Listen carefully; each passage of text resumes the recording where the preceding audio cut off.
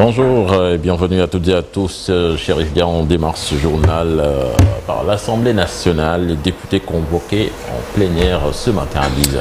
À 10h, cher Tidiane, et cette séance porte désormais sur le vote du projet de loi portant révision de la Constitution. Les députés donc qui ont été convoqués à la demande du président de la République qui, sur la base de l'article 63 de la Constitution, avait transmis ce décret de convocation à la dite session pour le vote d'une loi portant modification de la Constitution. Cette modification, selon toujours le décret, engage la suppression de ces deux institutions, le Haut Conseil des collectivités territoriales et le Conseil économique, social et environnemental. Pour rappel, samedi dernier, la commission des lois avait rejeté ce projet de dissolution de ces deux institutions. D'ailleurs, nous allons recevoir en fin d'émission le rapporteur de cette commission des lois, Cheikh Tidiane. On reste toujours sur ce projet de loi portant suppression du Haut Conseil des collectivités territoriales et du Conseil économique, social et environnemental, avec ce souhait du président du Forum du justiciable qui exprime son inquiétude sur les conséquences qui pourraient donc connaître de l'instabilité institutionnelle. Babacar Ba estime que plutôt que la suppression de ces deux institutions, il appelle les acteurs politiques à s'entendre sur les voies et moyens de stabiliser ces institutions de la République.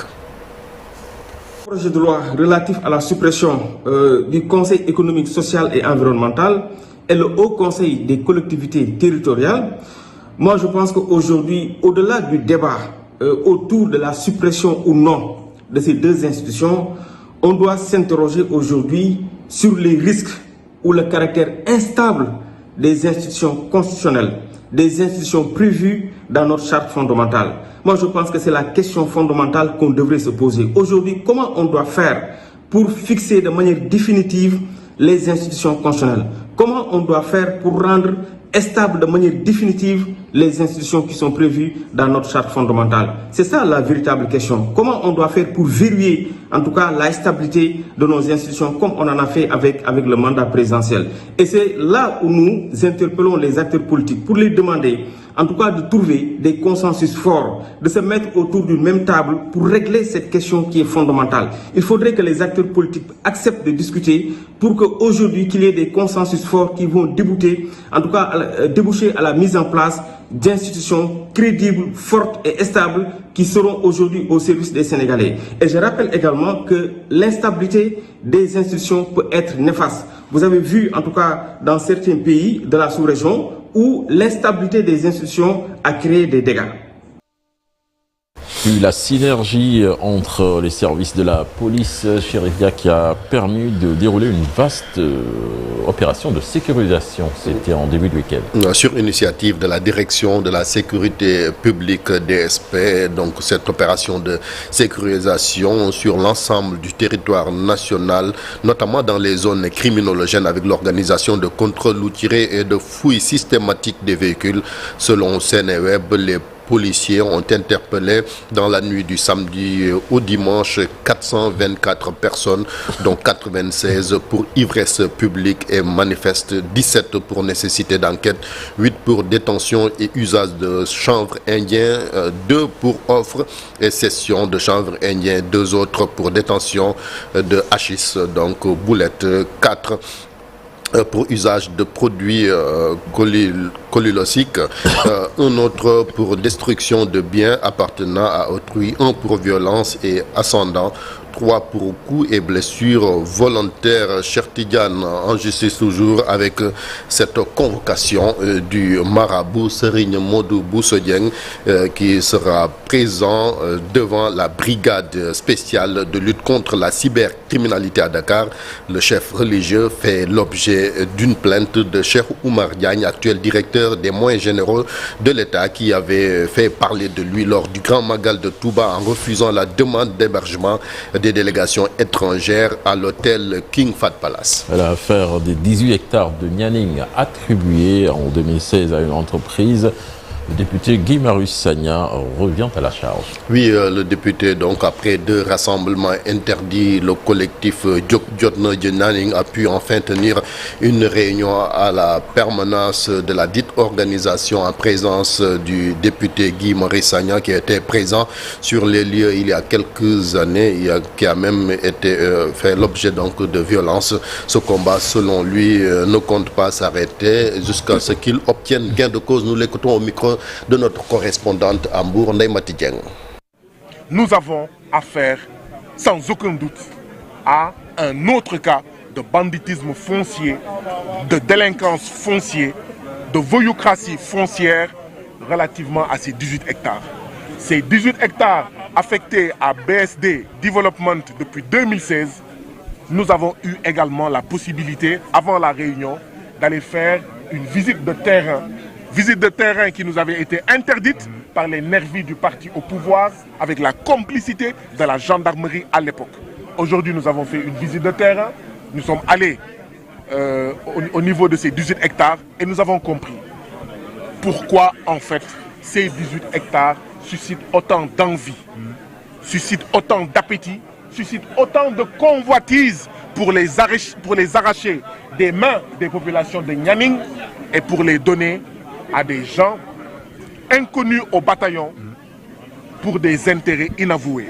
Et donc moi, en tant que député de tout le peuple sénégalais, et donc député aussi des populations de Nianing, je compte dans les heures, dans les jours à venir, adresser une question écrite au gouvernement pour que toute la vérité, toute la lumière soit faite concernant ces 18 hectares, pour que le droit soit dit, pour que la vérité soit dite, pour que la lumière luise, pour qu'enfin, d'accord, cette affectation illégale et illégitime de la mairie de Malicounda soit cassée jusqu'à ce que, en fait, ces 18 hectares soient gérés en conformité avec les intérêts des populations de Nianing.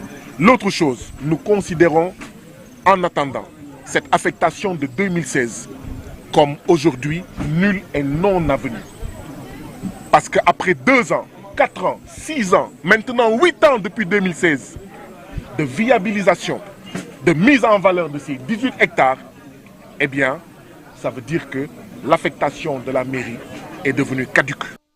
Dans nos prochaines éditions, vous entendrez la réaction du maire de Malicounda, Maguette Sène, mise en cause par le parlementaire dans cette affaire.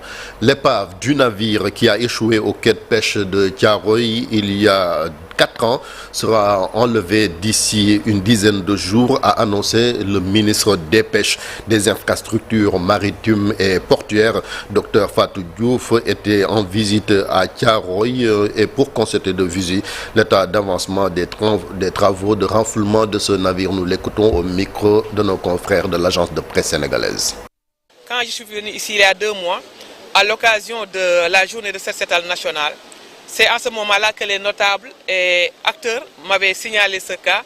Donc ce navire qui a échoué ici depuis 2020 et qui depuis 4 ans donc, crée des problèmes par rapport à la sécurité, mais également crée des problèmes d'accès pour les pirogues. Et quand il y a un problème d'accès, ça génère un manque à gagner par rapport aux recettes, n'est-ce pas, qui devaient être recouvrées. Aussi bien pour les propriétaires de ces pirogues que pour les membres du GIE. Donc quand j'ai su, comme mon département est responsable de la sécurité de la navigation fluvio-maritime, j'étais avec le directeur général de l'Agence nationale des affaires maritimes, je lui ai donné l'instruction de trouver rapidement une solution à ce problème pour que l'épave puisse être sortie, que les pêcheurs puissent reprendre leurs activités en toute sécurité. Et c'est ce travail-là, effectivement, qui est en train d'être fait. Il y a une partie restante, mais l'entreprise est là, ils sont en train de travailler. Et nous avons leur promesse que d'ici une dizaine de jours, au plus tard, Inch'Allah, et avec vraiment l'aide de Dieu, la plage va retrouver, comment dirais-je, ses activités d'antan. Sans aucune inquiétude, les gens pourront travailler en toute sécurité. Permettez-moi également de saluer la démarche participative et inclusive. Et c'est ça que je recommande à tous. Il faut travailler avec les acteurs. Bien sûr, nous sommes l'administration, nous prenons les décisions, mais nous voulons prendre des décisions éclairées. Et pour le faire, il faut associer les acteurs à toutes les activités. Et je pense que c'est ça qui est en train d'être fait. Nous avons vu que le GIE est responsabilisé, qu'il a même choisi l'entrepreneur, ou en tout cas l'opérateur qui est en train de faire le travail. Et c'est une démarche que nous saluons. Chérif Dia, le chef de l'État, en visite officielle en Chine depuis hier. Le président Bassirou Diomaye Faye a quitté Dakar hier dans la matinée.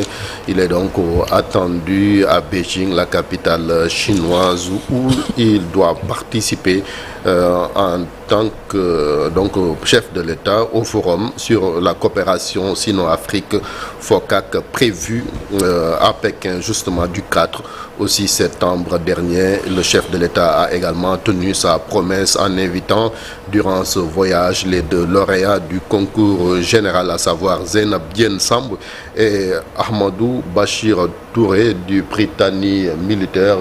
Donc vous voyez ces deux élèves qui ont embarqué à bord de cet avion, justement en face du cours présidentiel. Et donc ces deux élèves étaient à bord de la Pointe Sarène en train de discuter avec le président Macky Sall, le président Bassirou Diomaye Faye, excusez-moi, qui leur avait promis ce voyage. Merci Chérif Dia. On se retrouve tout à l'heure pour l'actualité internationale. Mais en attendant, retenez que dans la deuxième partie d'Info Matin, le Yangat avec El Hadji Daouda Mine sur les contours du projet de loi de la suppression du CSE et du HCCT. Puis l'invité d'Info Matin, il s'agit